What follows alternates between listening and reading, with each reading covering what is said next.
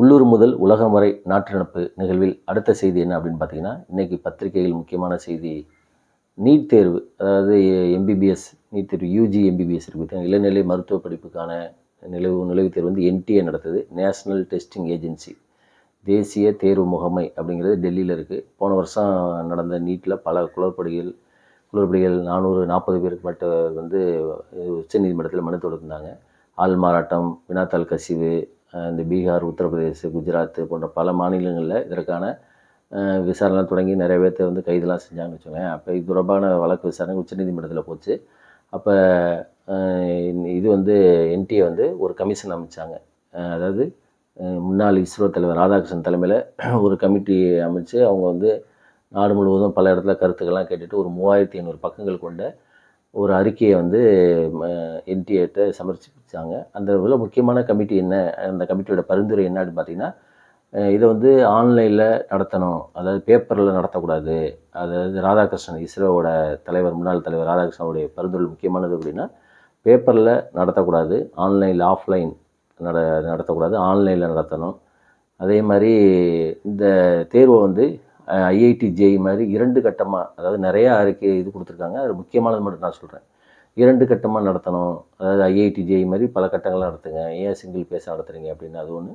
அதே மாதிரி அரசு மற்றும் அரசு உதவி பெறும் கல்லூரிகள், பள்ளிகளில் மட்டும்தான் வந்து நடத்தணும். இது வந்து தனியார் இதில் நடத்தக்கூடாது, தனியார் பள்ளிகளில் கல்லூரி நடத்தக்கூடாது. அங்கே தான் வந்து கொஸ்டின் லீக் அவுட்டுக்கான முக்கியமான சாத்தியக்கூறுகள் இருக்குது அப்படின்னு சொல்லி இது வந்து சொல்லியிருக்காங்க. இது தொடர்பான வழக்கு விசாரணை நேற்று உச்சநீதிமன்றத்துக்கு வந்துச்சு. ஏன் அப்படின்னா லாஸ்ட் இயர், கடந்த ஆண்டு இந்த தேர்வு ரத்து செய்யணும் அப்படின்னு. ஆனால் இது உச்சநீதிமன்றம் மறுத்துட்டு அடுத்த அது யாரெல்லாம் இது பண்ணாங்களோ, தப்பு செஞ்சாங்களோ அவங்களாம் வந்து எலிமினேட் பண்ணிடுங்க அப்படின்னு சொல்லி சொன்னதுனால அந்த வழக்கு விசாரணை நேற்றுக்கு வந்துச்சு. அப்போ வந்து மத்திய அரசு என்ன பதில் சொன்னாங்க அப்படின்னா, அந்த அறிவிப்புகள் எல்லாத்தையும் நாங்கள் வந்து முடிஞ்சளவு, அதாவது இஸ்ரோ கமிட்டியோட அந்த முன்னாள் தலைவர் அவருடைய அந்த அறிவிப்புள்ள உள்ள அறிக்கைகளை வந்து நாங்கள் முடிஞ்சளவுக்கு நாம் அமல்படுத்துகிறோம் அப்படின்னு சொல்லியிருக்கு மத்திய அரசு.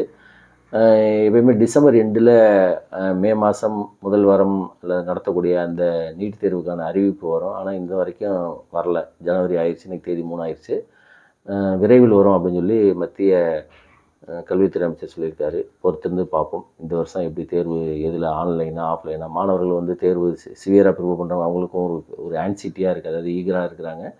ஒரு எப்படி இருக்க போகுது ஆஃப்லைனாக, ஏன்னா அப்போ அவங்க வந்து ப்ராக்டிஸ் பண்ணணும். ஏன்னா இப்போ எல்லாமே இந்த எக்ஸாம் எழுதுறது 16 வயசு 17 வயசு. ஏன் வந்து அரசாங்கம் வந்து ஆன்லைனில் நடத்த தயங்குறாங்க அப்படின்னு பார்த்தீங்கன்னா, இந்த கிராமப்புற மாணவர்களுக்கு அந்தளவுக்கு வந்து இந்த ஆன்லைனில் பரிச்சயம் இருக்காது, அது ஒன்று. இன்னொன்று, அந்தளவுக்கு நம்மகிட்ட இப்போ கிட்டத்தட்ட 20 லட்சம் பேர் 18 லட்சம் பேர் எழுதுகிறாங்க. அந்தளவுக்கு இன்ஃப்ராஸ்ட்ரக்சர் இருக்குமா அப்படிங்கிறதும் ஒரு பெரிய கேள்விக்குறி. ஆனால் ஐஐடி ஜேஇ போன்ற தேர்வுகள் வந்து 2-3 பேஸ் நடத்துறதுனால அவங்களால வந்து இன்ஜினியரிங் காலேஜஸ் அதில் வந்து இது பண்ண முடியுது. அப்போ நீட்டுங்கிறது ஒரே நாளில் நடத்துறதுனால அந்தளவுக்கு நம்மகிட்ட இன்ஃப்ராஸ்ட்ரக்சர் இருக்குமா என்னங்கிறது தெரியல. அதனால தான் வந்து தர்மேந்திர பிரதான் வந்து அன்றைக்கி இதில் போன லாஸ்ட் வீக் நடந்த இதில் சொல்லியிருந்தார், எது எப்படியோ அறிவிப்புகள் சீக்கிரம் வந்து இதுதான் பேட்டர்ன், இப்படி தான் நடத்த போகிறோம், ஆன்லைன் ஆஃப்லைன் அப்படிங்கிறது சொல்லிட்டா இந்த தேர்வு தயாராகக்கூடிய மாணவர்கள் வந்து குழப்பத்திலேருந்து விடுவிக்கப்படுவார்கள். பொறுத்திருந்து பார்ப்போம்.